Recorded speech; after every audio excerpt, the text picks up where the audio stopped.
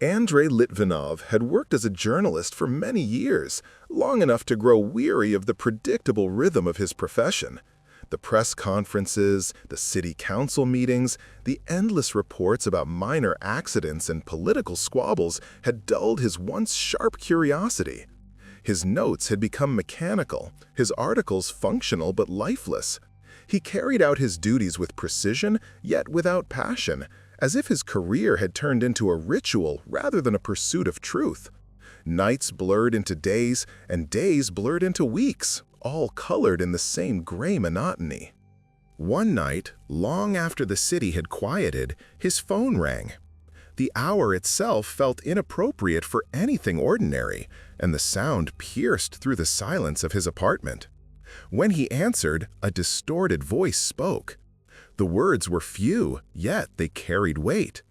"The old archive is waiting for you." Before Andrei could respond, the line went dead. The voice lingered in his memory, heavy and insistent, as though it had imprinted itself into the air. He replayed it in his head, searching for recognition, but it belonged to no one he knew. The following morning, his routine was interrupted again. A small, nondescript envelope without a return address lay in his mailbox. Its surface was rough, the paper thick, as though it had been stored for years. Inside was a single photograph, yellowed with age, its edges curled and brittle. The image showed a building he recognized immediately, the abandoned radio station on the outskirts of the city, left to rot since the collapse of the 90s.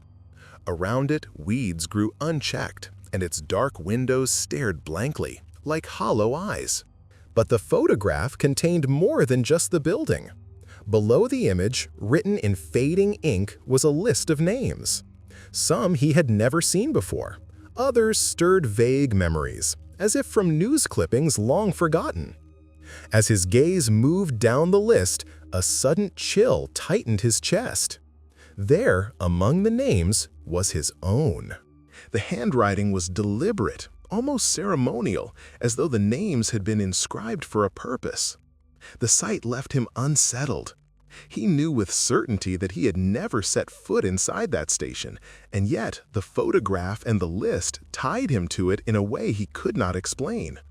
He sat in silence, holding the fragile paper in his hands, aware that the ordinary boundaries of his life had just shifted.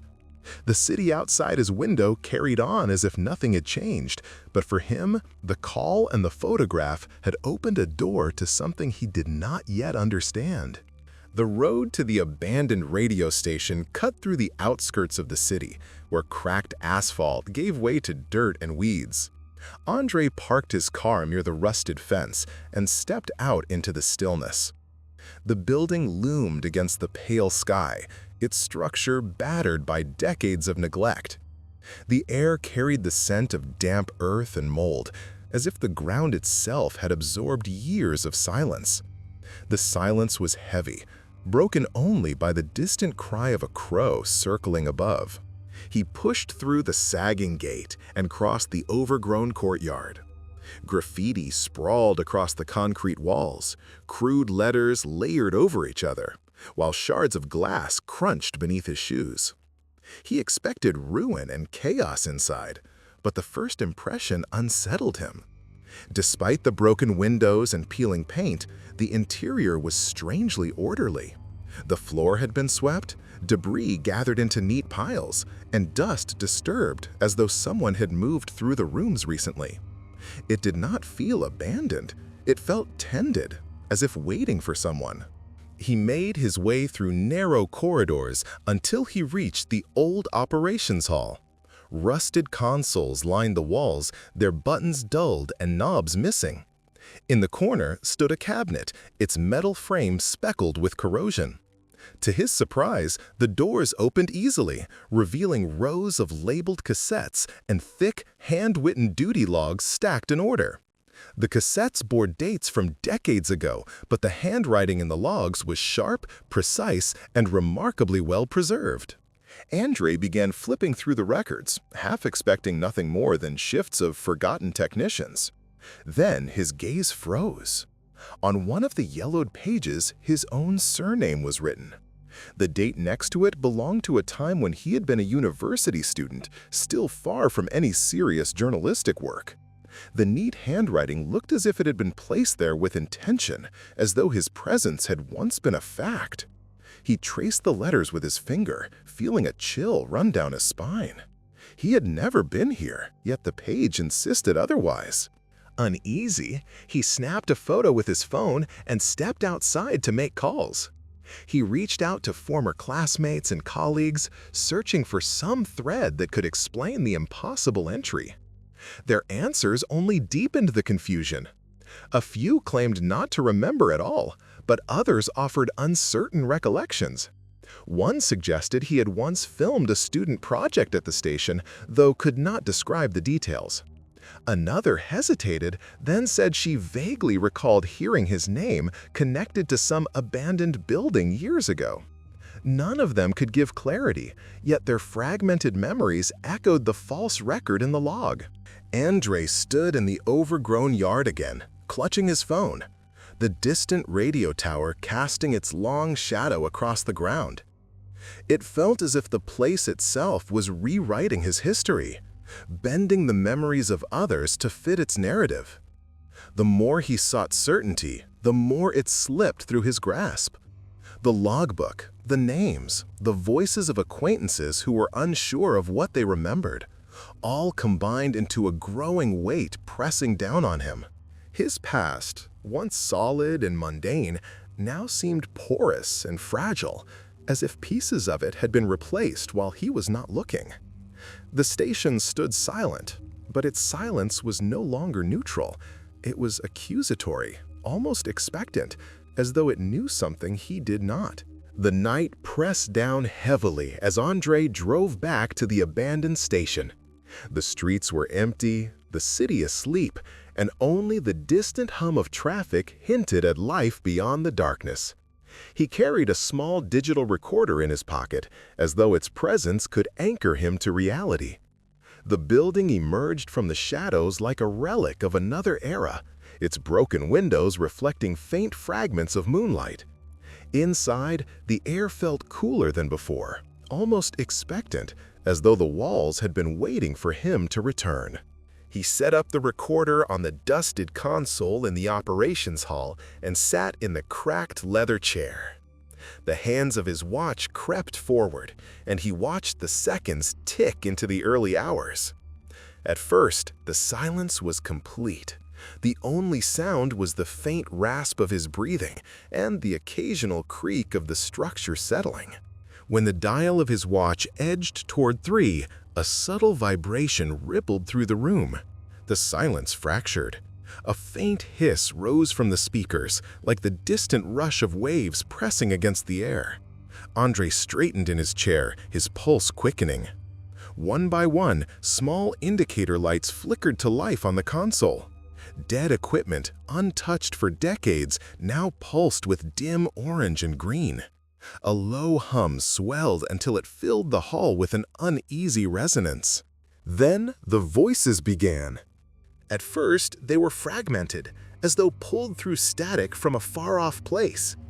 Male and female tones overlapped, distorted but unmistakably human. The sounds sharpened, aligning into conversations that made no sense at first. Then the words became clearer, and Andre recognized the cadence of speech. They were not random. They were purposeful, as though rehearsed.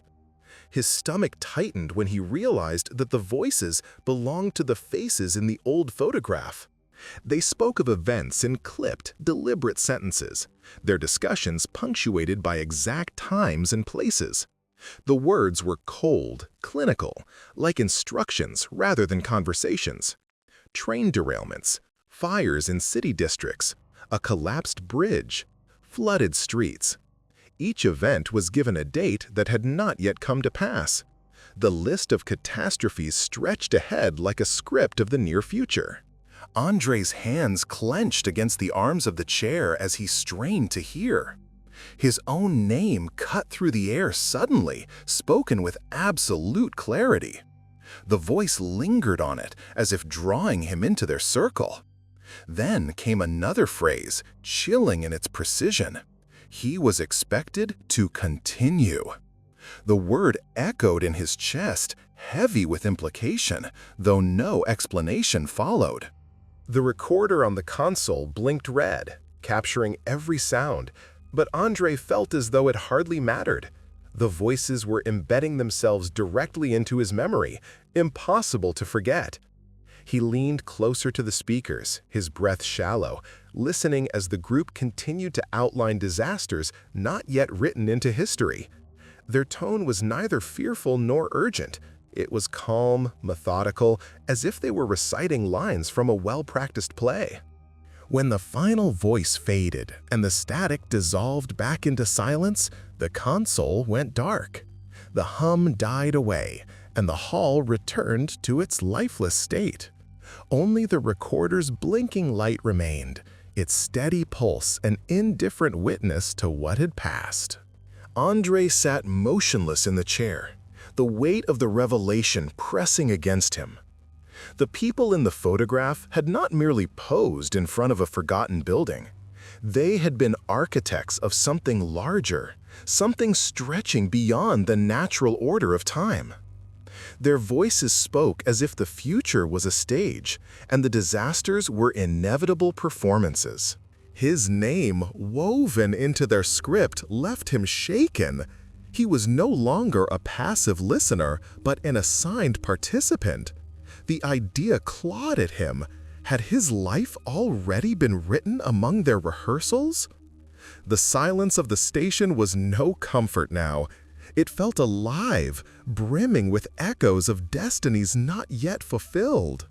Andre returned to his apartment with stacks of photographs, torn envelopes, and notebooks filled with hurried scribbles. He spread them across the floor until the living room resembled the aftermath of a storm. Cigarette smoke curled lazily toward the ceiling as he leaned over the papers, his eyes bloodshot from sleepless nights. He drew lines, arrows, and circles, connecting dates and headlines cut from old newspapers. Slowly, a pattern began to emerge, like a grotesque tapestry woven from tragedy.